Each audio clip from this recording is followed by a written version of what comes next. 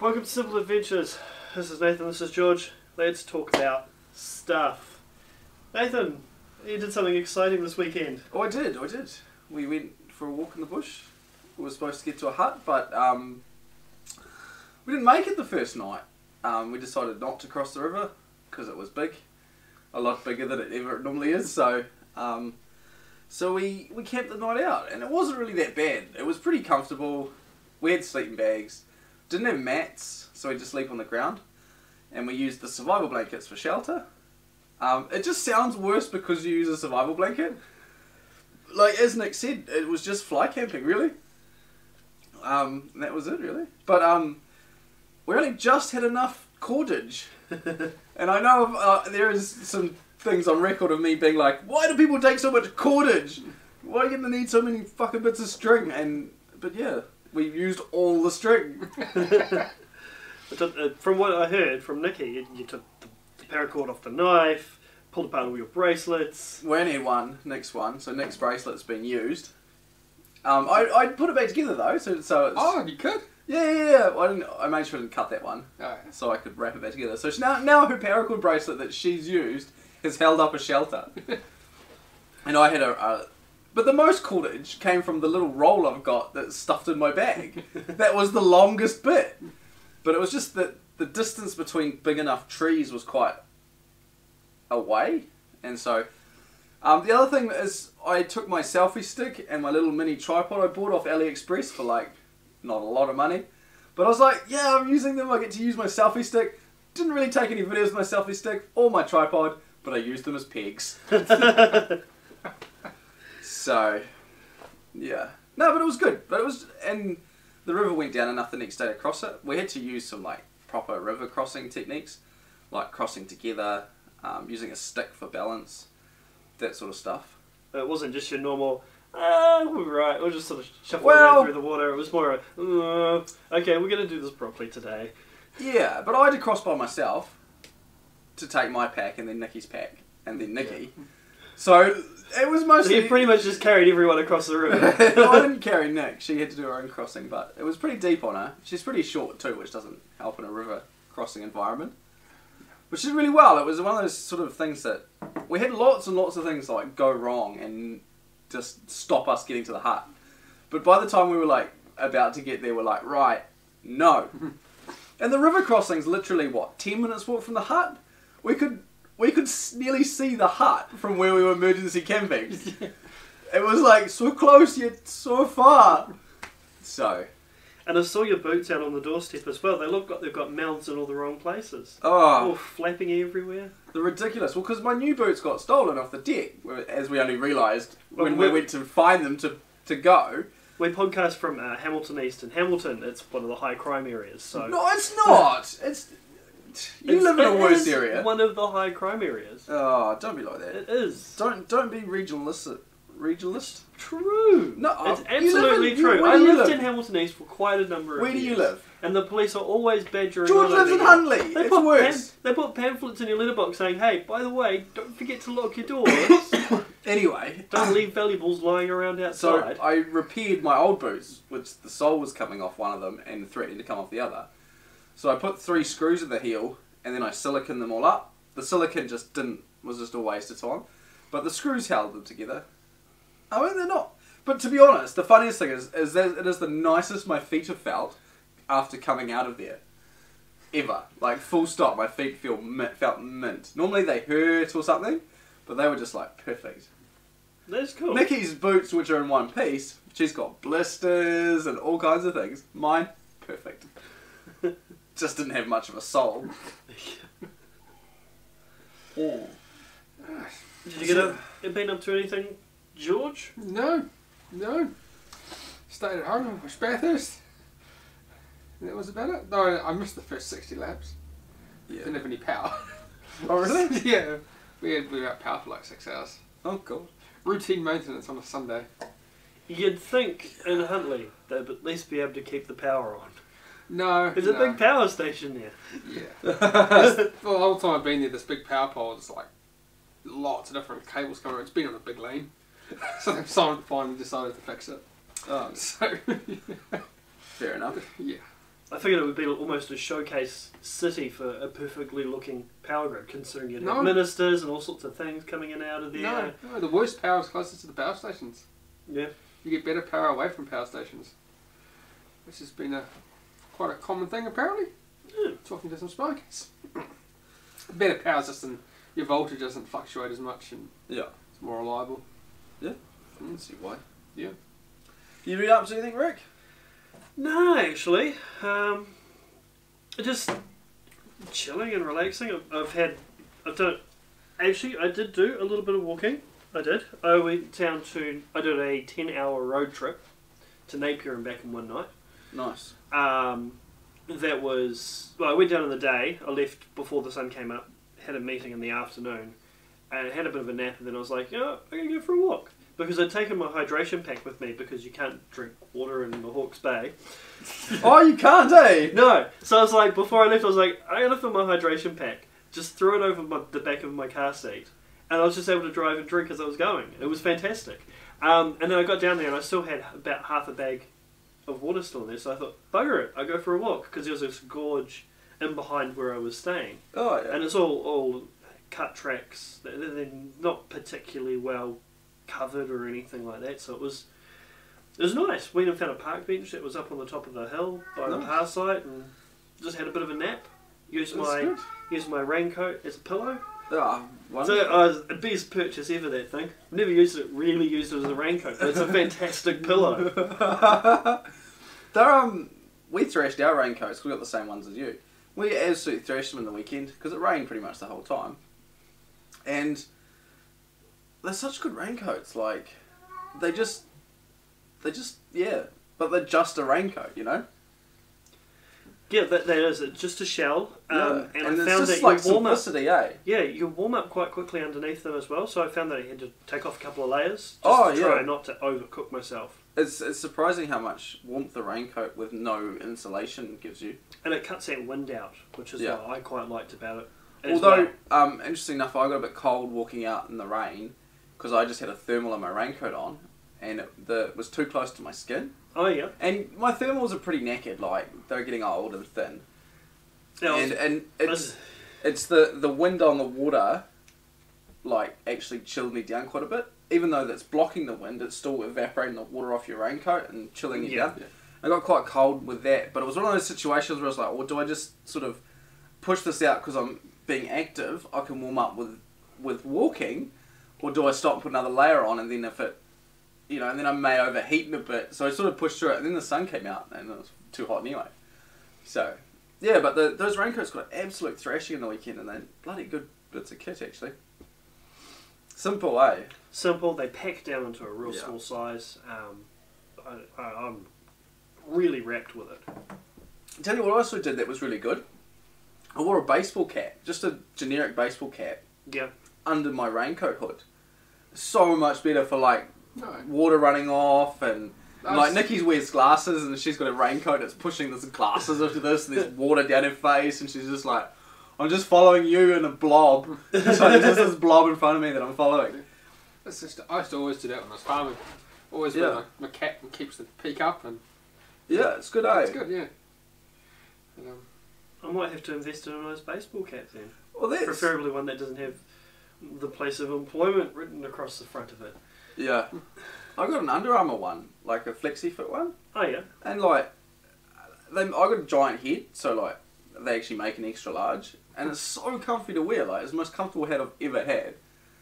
But all the hats that we've got at my job, they get them in like from China, and they use the standard small head. Yeah. Because it doesn't matter how big you can adjust it. Yeah, it doesn't. It's the depth. It's the depth, yeah. Yeah. Yeah, so you put it on with the full adjustment, and it just sort of sits on top of your head and can't get down over your... it's just You've got a pith helmet, though, which you can wear outdoors. I have a pith helmet. So... anyway. I don't need a hood on my jacket. I have a pith helmet. Anywho. So, George, you were looking into Gortex. Yes. That was my topic for our discussion. For our excellent segue. We've thought about making George do research for our podcast. Yes. To try and give us some more information, rather than just talking rubbish. And it's a brilliant segue. We've just been talking about raincoats. Oh. Gortex. How about that? Gortex. How about that? How about that? Alright, Gortex. What is it? It's basically a waterproof fabric. It's basically just a membrane, the actual Gortex itself, and it sits between two layers. So you got your outer sort of protective shell, and that's quite, it does have some waterproofing on its own, but it doesn't have to be waterproof, because then the next layer, which is the actual Gortex layer, does all the real waterproofing. And then there's a sort of a liner layer underneath that. And you can get, there's sort of two types of Gortex. You get your 2-layer and your 3-layer. Yeah. 2 layers got like, it's quite light liners and that. And the 3 layers are heavy duty, so you use that more for carrying packs and loads where it's rubbing on your shoulders and that kind of thing. With 2 layers you could do for day walks and using light loads. And there's also a third one that's just, they call it a Z layer. And use it for like windproof fleeces and that kind of thing. Oh yeah. So yeah, so it sits between other things. It's because it's actually full of holes. Okay. The Gore-Tex membrane. Yeah. And that's how it breathes and is waterproof. Because the holes they're small enough. They're like 10,000 times smaller than a water droplet.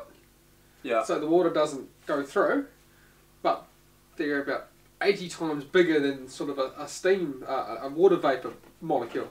So they can come out. Okay. Yeah. So it doesn't let water out. It won't let water out, but it'll let steam out. Steam vapor, yes. So to get sort of the moisture off your skin, and you have to boil it. Yeah. By evaporating it out of it. Yeah. So that'd work better when it was warmer than colder. Yes, but then when you're colder, you're not sweating as much. Oh, yeah, fair enough. Yeah, it would work on your body temperature, and also keeping them clean is a big thing too, because all that dirt gets in the particles. Oh yeah, and blocks the holes. Blocks the holes, and as if you just wash them. Apparently, just a warm like iron on its lower setting. Oh really? Yeah, they'll read your instructions on your garment first. Yeah, definitely just don't go ironing a $400 jacket. Yes, yeah. Apparently that was one I was reading it out. Oh, okay. Yeah, so it's actually quite simple. Of course, because that makes sense. It's been around since that makes sense, yeah. the late 60s. Oh, okay. Yeah, it's not that new, and it hasn't changed a lot. It's still the same membrane layer. They've just changed what goes on either side. Yeah. Yeah. Okay. So that makes a lot of sense, doesn't it? Yes. Okay, because I was always sort of wondered how it let it out one way. Yes. So it's not like you have to wear the Gore-Tex in a certain orientation. Yeah. It has, it's just holes. It's just working on the difference of size of molecule between. Yeah, and surface tension of the water droplets. Yeah. So don't, it's not waterproof against soapy water then properly. Yes. Yes. It is? Yes, it should be. Okay. So why does soapy water dissolve? It doesn't break the surface tension. Yes, it does. No, it doesn't. Yes, it does. It changes its polarity. Yeah, which lowers its surface tension. Does it? Yeah, it definitely does. Yeah, it does. So it still has surface tension though. Otherwise you wouldn't better blow bubbles. Oh, good point. Actually, there's an interesting experiment with that though, George. Yes. Because there's a thing that goes around, and because you can float a paperclip on top of water, even though a paperclip is more dense than water. Yeah. And the surface tension of the water holds it up there. You got to be very careful when you can't just like throw it at it. Yeah. But if you carefully place it, as soon as you put soap in there, it reduces the surface tension so much that the paperclips won't float anymore. Okay. So that's something that goes around the internet, and that's all about surface tension and, of course, polarity of water. Yeah. Because the soap depolarizes it, and it loses its surface tension. That loses some of the surface tension, but I it mustn't lose all of it. Not to that extent that you're talking about. Because it was just like...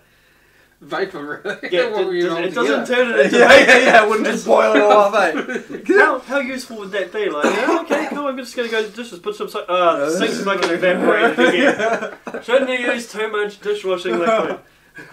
Oh, funny. Oh, so that's interesting. That's good. It's good to know. So I had a question for you guys. Alright. And again, it ties in with the thing absolutely beautifully. And it's to do with boots. You're going to be buying small boots again, clearly. Well, hopefully I don't have to. I just get the same ones again through insurance. But yep. So, when buying boots, which is the best way to go? Is it to go with a fast drying boot or a waterproof boot? Oh, it's personal preference, really, isn't it? And what you're doing with them. Definitely what you're doing with them. Um, In New Zealand, your boots are going to be wet, and that's sort of like it's nearly a state of zen. Is once you realise that you're going to have wet feet, you can then calm and not worry about it. You know. Yeah. So, waterproof boots for us are mostly like keeping your feet warmer and more comfortable in dewy grass, maybe splashing in a side creek. But to be honest, generally you will get, your feet will be wet at the end of the day, even in a waterproof pair of boots. even if you don't get them wet, they sweat. Yep. Yeah. The sweat and you you always get sweat. Yep. It'll track down your legs and into the boot. Yep. Even with neoprene gaiters, all kinds of things. The only way to have like there's only one boot that's actually 100% waterproof, and that's only to a certain level as well. And they're called waders. and they come up to your nipples. They come up to your nipples. Yeah. So if you want to keep your feet dry, it's probably waders, and you'll probably sweat like a rapist in them, and all your sweat from here right down will puddle in the bottom. So you think it wet anyway. Yeah. So okay, that answers my question. So there's a sort of a theory for quick drying boots is that they're normally lightweight, which is good, but less support and stuff. But they're gonna get wet, but then you can they'll dry quicker. So like, and really all that does is like in the morning of a multi sort of day adventure, you get to put drier boots on, which will get wet in 10 minutes anyway. It's like the whole it's the last day I'm gonna put my dry socks on for the walk out, and then you just stick them in wet boots and they're wet in 2 minutes. But I mean, it's psychological though, because it is hard putting wet socks on. Putting wet socks on for like days in a row, it just grinds down the morale. I would have thought that you'd hit, particularly if you're in a cabin or something, and just flip the sock. Oh wait, now I think about it. No, you don't want to be drying your socks near the fire. Oh yeah, because the smell is just going to go everywhere. Generally, to be honest, generally everyone stinks anyway. Yeah, and it doesn't smell any worse than you do. No. Yeah. And they've been washed like 30 times in the day. They've had that much water through them. But yeah, and I don't know, people get all like keen on drying their footwear. One of the things is leather boots, you shouldn't dry next to the fire. You shouldn't you shouldn't quickly dry leather. You need to let it dry naturally. I always stick my leather boot just sort of away from the fire. Still getting a bit of heat, but you're getting that real radiation heat. Because you can crack the leather. Yeah. I learned that with horse riding. Oh, really? Yeah, I did a little bit of horse riding for a short period of time. Owned a saddle for about a year. Did you own a horse? Yeah, I had a horse. And I rode it in the rain and in all the weather. She was lovely, and now she went to a lovely glue factory. Oh! Grey horse, so they get cancer. The grey horses are renowned for getting cancer. So she'd done a good 25 years, which is a pretty good run for any horse anyway. You bought an old horse, didn't you? I brought an old horse. You're like, you just bought like the cheapest horse you could. You're like, I'm going to own a horse, so I'm just going to buy this really, really cheap one. My partner, and then you look at its lineage and it's got like a fucking donkey for a grandfather or something. No, it was a thoroughbred horse. Thoroughbred? It was a thoroughbred, which basically means it eats twice as much food and still gets skinny.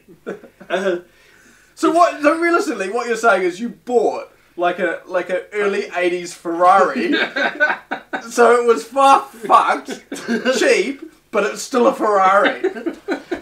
The more I tell you, the worse it's going to sound. It was a horse that had been neglected. It was found out a bank. Oh. And the person had taken it and tried to get it into a better condition. So it had terrible hooves, so I couldn't ride it for the first couple of months anyway. So essentially what I brought was, I brought an old Ferrari. Flat tire? With bent rims. Oh, okay? no. So before I could even use it, I had to get its feet in good condition. I had to get some condition on the animal because it was quite gaunt. And then train out all the bugs out of it because it's a thoroughbred horse, and so they develop tics and all sorts of unusual personality traits.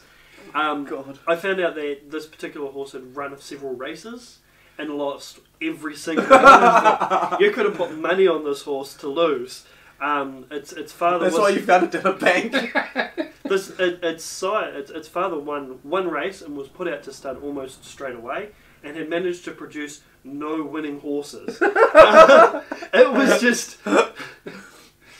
So I guess a Ferrari wouldn't be a good example. Probably a DeLorean would have been a better example. But she was lovely. She was a lovely horse. Did her time and cost me way too much money. Cost me almost, oh shoot, if I do the math, probably about 20 times what I paid for it. Oh yeah, horses are expensive. They are really expensive. Where'd you keep it? There's some paddocks on Hungerford Crescent, just round the corner from here actually. So you just found some paddocks, you're like, oh look, somewhere for my horse. No, there's a light horse club okay. On Day Street, and they have paddocks across the road as well. So we'd have to walk these horses across State Highway 1. So yeah, and yeah, that reflects in the cost we paid for grazing, which was about $60 a week, I think it was. Oh yeah, I suppose it's not too bad. Which is pretty cheap for horses. Does anyone see the time on the camera? No, would you like me to take a look? Yeah, please, just quickly. We're doing this rustic. 21. 21. So it's been 9 minutes. It's been quite rustic because the lighting's. Well, yeah, well, I've been disorganised and rubbish. That's why we haven't put one of these out in a while, and we've been a bit of a gap. And that's not true. You've been working hard. I have been you've working been hard. Actually working. I know that frustrates me. I don't like working. No, you don't like working. So what was your topic, Nathan? My topic was new and interesting things that are out. Yeah. So I thought I'd talk about the pack we saw at the Seeker Show. Yes. Made by a company called Twin Needles. Yes. Needle. And they're Twin Needle. Yeah. And seem relatively new. Yeah, they've been around a while. Are they? They're out of Christchurch here in New Zealand. And yeah, it was a refreshing design to see, wasn't it, George? Yeah. They made quite a big day bag, but really simple. It was one compartment. It's canvas, but the top was like closed like a dry bag, so you roll the top down and clip it together. Yep. Which is really good, George, for an easy, probably maybe a hood might have been better, but the roll tops are really good anyway. Yeah. Super simple design, reasonable harness, like not a big pack harness, still a day bag harness, so. Yeah. And completely covered in molly. And black. Yeah. It comes in several colours. Comes in several colours, yeah. Yeah. That's cool. Some camos. So they do some sort of tactically gear, but so we really like the idea, and I like the design. The really, really basic design. Quite expensive, sort of about 250 New Zealand dollars for a day bag. Yeah. Which is that's about right for the stuff with all the molly and stuff on it, and the tactical style stuff. To be honest though, like it's probably at a higher end. Yeah. Obviously we haven't ever used one, so I can't speak to the quality. As the quality looked good. We picked it up and had a look at this outdoor show that we went to, and yeah, the quality looked really, really good. So hopefully, it is as good quality. It's canvas, not nylon, which is something I prefer. It's weightier than nylon, but I like it better than nylon. But yeah, $250 is still at the higher end for a day bag. Yeah, I do want one. Yeah, I'm seriously considering getting one too, because my latest day bag that I bought a backpack one. Yeah, it's really good for hiking and day hikes, but it's just it's a lot of bag for very little space. But the day bag I've got, which has got all the molly stuff on it, has been really quite good. It's a little bit big for just walking, or if you're just going for a walk, but at the same time, if I was going for a day hike, it'd be fantastic as far as size is concerned. And it's got all the molly on the outside for attaching thermoses and jugs and everything else too. So yeah, well, we looked at some molly pouches for it, and because we were throwing up the idea that because it's a 35 litre pack. Yep. So it's 35 litres. It's called the Molly Me. Yep. And it's 35 litres, which is probably not enough to like do an overnight trip, but we're thinking like with a couple of molly attachments, it may be enough to do an overnight trip. You have to go light, but what you can do It's probably is enough. like I've got a saw pouch, which is for the large ammo keg. It's a large ammo ammunition thing. And my raincoat just slips straight into one of those and it latches shut, and that's on a molly attached back and just slaps on the back. So you can move a lot of your gear that you would need to grab. Like this jersey fits comfortably into a slightly smaller molly pouch. Yeah. Right, so you can use them as cram pouches and things. But like that there's sort of. I don't want to get to that thing where like each thing I have has its own molly pouch. And I've got like 30 molly pouches. Not at all. Not at all. The molly pouch, some of them collapse down quite flat, and so Yeah. I mean, I'm looking at getting a vest for day walking. Just the kind of vest it is very thin mesh, and it's just got the molly strap on it, so it's quite breathable, and you can just attach pouches to the front of it, so that could be another You look like option. a fly fisher. You look like a fly fisher, but you know what? It could work as an option. Molly vests are quite prepperish though, aren't they? They're very prepper, and there's a little bit of prepper in me, just a little bit. You got a little bit of prepper in you? A little bit of paranoia, and I think that's healthy. No, look, it's all good. It's all good. Also, I think that's us for today. I'm running out of steam. I've got a bit of a cold. Yep, no, fair enough. So yeah, from me, Nathan, and George, thanks for listening, and tune in next time. And look at your weather forecast before you go next time, because of this heavy rain, sometimes the rivers get a bit full. Yeah, but if you don't go, you don't get to emergency shelter for the night, and that was fun. I think we'll leave on that note. All right, thanks, guys. Good night.